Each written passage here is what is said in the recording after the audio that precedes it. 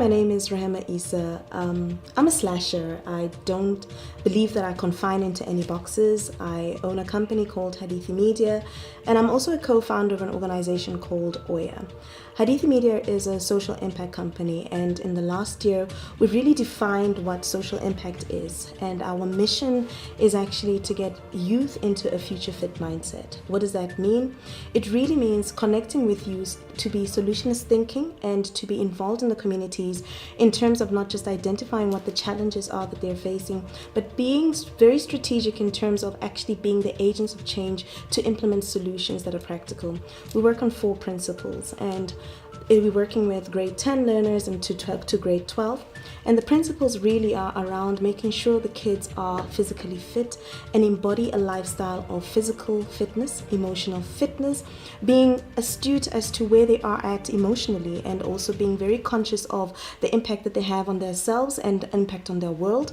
And also asking them to be more mentally fit, and by being mentally fit, we're actually asking our youth to be more curious, to be more engaging with their world, more exploratory in terms of what the world has to offer and their role in identifying and just finding out a lot more about their environment. So the other opportunities is for me is not just working with youth, but my other environment that I love to work with is women.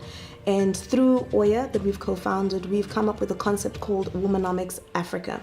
And it's really women engaging and driving in the growth story that is Africa. Africa currently trades with each other at 10 to 16% of trade is intra-continent.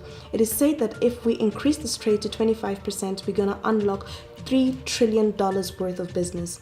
We understand that if we can put women at the heart of unlocking this trade, we would not only have made sure that women are at the heart of Africa's growth story, but would make sure that we're not at the backseat of this growing phenomenon of the next billion, the next trade opportunity, the next Africa opportunity, and women are actually sitting at the forefront. In terms of the youth, the gap that we are fulfilling is really one about solutionist thinking.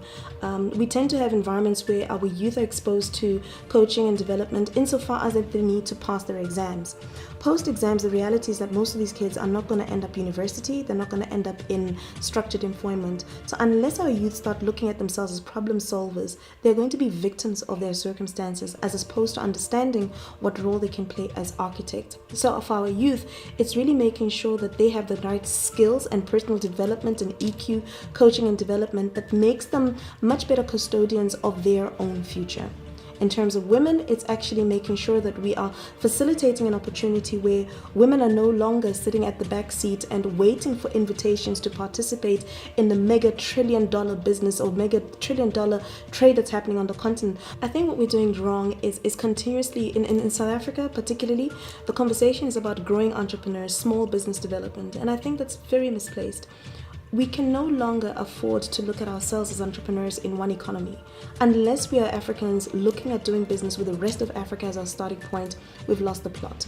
We will only do business with 57 million people if we locate our business in South Africa alone. The continent provides an opportunity of 1.28 billion, 51% of which is women. So unless we're sitting as entrepreneurs already looking at the economic opportunities that the continent represents, we're already lost in the water. What inspires me is, I always say that I stand on the shoulders of giants. I am here because of women who open doors. So I have young daughters, and I want that in 20 years' time, when they're having this conversation that I had in 1995 when the Beijing conference was happening, seeing the doors that were being opened and sitting here, I want my daughter in 20 years' time to know that the doors were open because of me and not have to fight these battles.